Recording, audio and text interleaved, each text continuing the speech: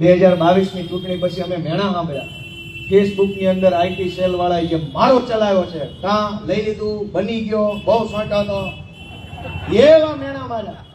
અને ગોપાલ ઇટાલીએ એકલા મેણા સહન નથી કર્યા. મારો પરિવાર વાંચતો હોય ફેસબુક ઉપર, મારી વાઈફ વાંચતી હોય, મારી બહેનો વાંચતી હોય, એને રોવું આવી જાય.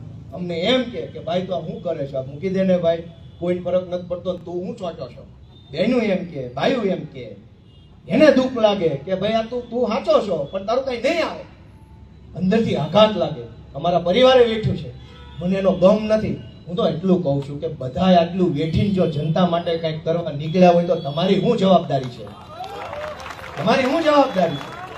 નકર હું વકીલાત કરું, મનોજભાઈ ફાર્માસિસ્ટ છે, રાકેશ એન્જિનિયર છે, આ ડીજે સ્વામી ગ્રેજ્યુએટ માણસ છે. અમે અમારો ધંધો કરીએ, મજા કરીએ, અમને કોઈ કઈ કેમ નહીં. હું તો વિનંતી કરું છું દોસ્તો, આત્મા જગાડો. હિન્દુ, મુસલમાન, ધર્મ વિરોધી, ધર્મ પ્રેમી દર ચૂંટણીએ જ આવું કેમ આવે છે?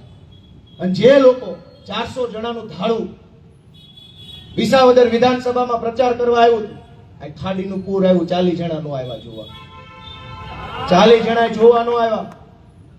અહીંયા ગટરમાં નવા કતાર ગામમાં કેદાર પ્રજાપતિ છોકરો પડી ગયો સ્ટોમ લાઈનમાં. ખબર ક્યારે પડી કે કૌભાંડ છે? જ્યારે સ્ટોમ લાઈનમાં, એટલે કે વરસાદનું પાણી જવાની લાઈનમાં જે છોકરો પડ્યો એ ગટરની લાઈનમાં જ મળ્યો. એનો અર્થ એ થયો કે વરસાદનું પાણી જવાની લાઈનો જે આખા સુરતમાં નાખી છે એ ગટરમાં ભેળવી દીધી છે. એના કારણે શું થાય કે ગટરની લાઈન તો બની હોય, એસ્ટિમેટ પ્રમાણે બની હોય કે કેટલી સોસાયટીનું પાણી આવશે, કેટલો જથ્થો આવશે, એના માટે ભૂંગળા કેવડા જોશે, એ માપ પ્રમાણે બન્યું હોય. વરસાદની લાઈન અલગ હોય.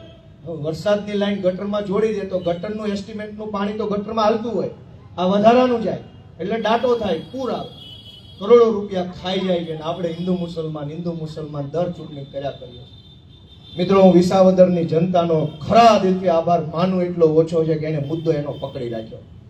ન્યાય બધા આવ્યા, બધાએ વિડીયો બનાવીને કીધું ગોપાલ આવો છે ને ગોપાલ તેવો છે.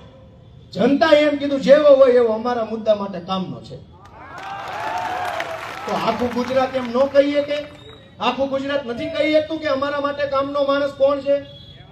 કેમ નહીં કહીએ કે આપણે ભાજપ વાળા તો ભાજપ વાળા, નહીં લેના નહીં દેના એવા લોકો એને વિડિયા બનાવી મૂકતા અને લોકોએ એને મજા કરાવી, આમ જનતાએ મજા કરાવી. દોસ્તો, આ ઓળખો કે આ બધા એક થઈ ગયા છે પબ્લિકનું શોષણ કરવામાં. ખાલી નેતા નથી, એની હારે બીજા ભેગા પડી ગયા છે. બધા લોકોના ચહેરા વિસાવદરમાં ખુલ્લા પડી ગયા. કોણ કોણ ભાજપ હારે મળેલું છે એ ખુલ્લું પડી ગયું.